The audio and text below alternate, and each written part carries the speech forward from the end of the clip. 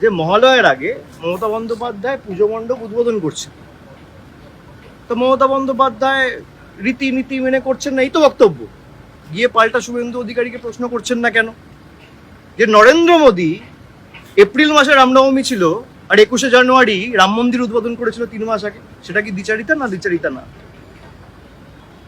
সেটা কি হিন্দু রীতিনীতির পরিপন্থী না সেটা মেনে করা?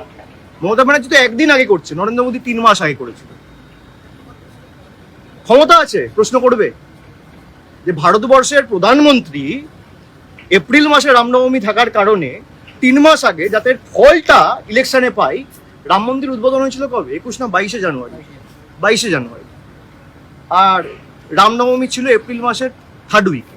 তাহলে 3 মাসের ব্যবধানে যে রাম মন্দির উদ্বোধন করে তার থেকে বড় হিন্দু বিরোধী কে?